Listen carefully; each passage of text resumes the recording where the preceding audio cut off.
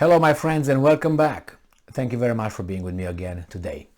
I have here an article coming from those territories where the Russian referenda, or those territories organized by Russia, I guess, referenda occurs, and we have international observers.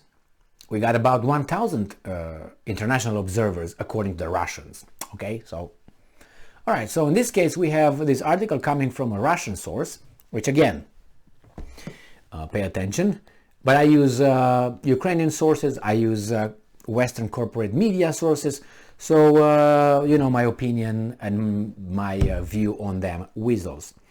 This comes from Sputnik and it's from today, the 24th of September 2022. This is the title: German observer extols transparency of referendum to join Russia in Melitopol.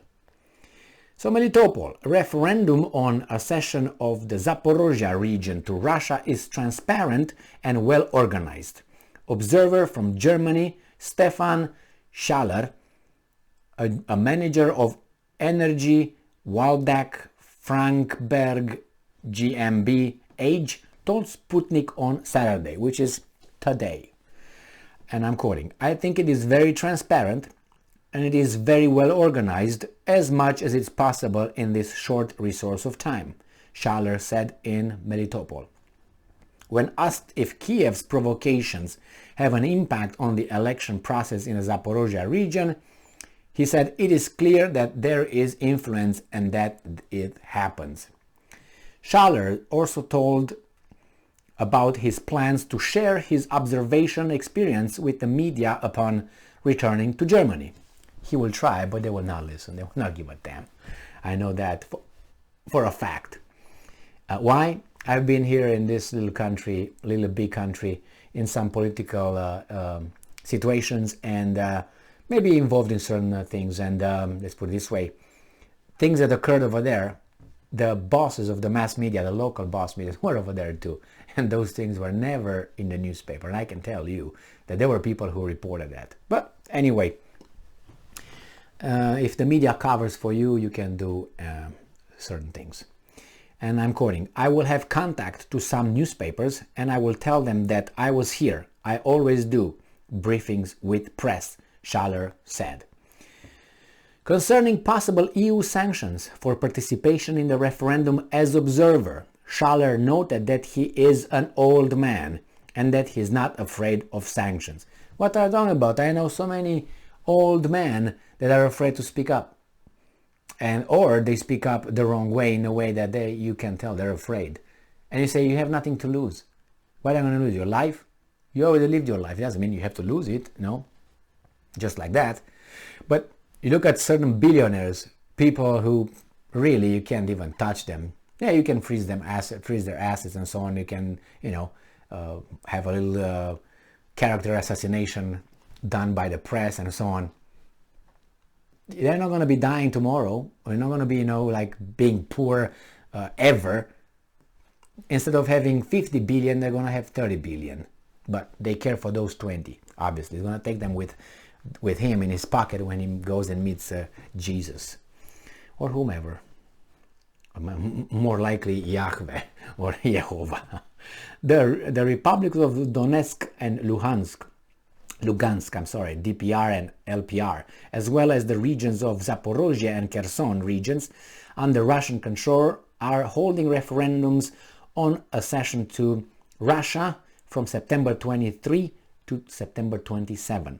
The DPR and the LPR proclaimed their independence from Ukraine in 2014 after holding self-determination referendums. In February 2022, Russia recognized the DPR and LPR and launched a military operation in Ukraine in February 24th in response to the calls for help in facing off Ukrainian attacks.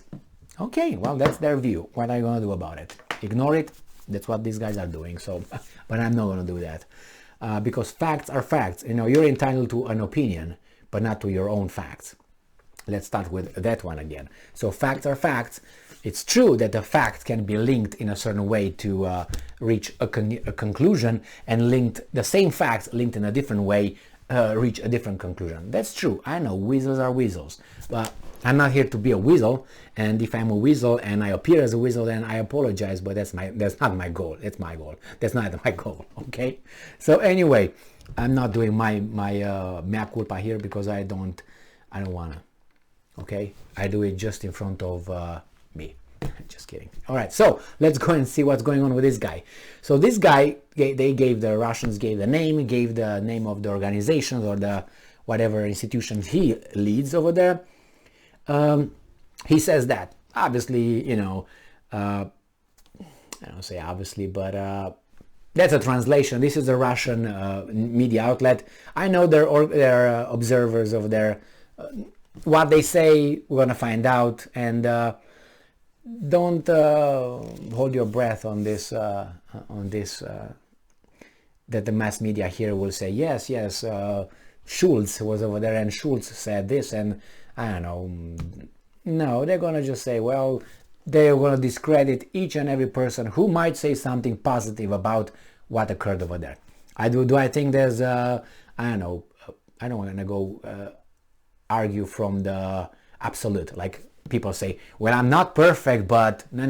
We don't start from the absolute. You're good or bad. It's you can find out based on, there are 50 good things I did. These are 50 bad things I did, but they have different values because, it's one thing when you feed a goose, and another thing is to feed a human. So obviously, or not to feed a goose versus feeding a human. You did a bad thing, you didn't feed the goose, but after it's just a goose. If it would be a human, there would be a different story. So the value of the deed is different. So that's why you can have 50 good things, 50 bad things. It matters each what value it has, because you can have 50 good actions, but they don't really mean anything. But the other ones, bad ones, and they mean, or vice versa.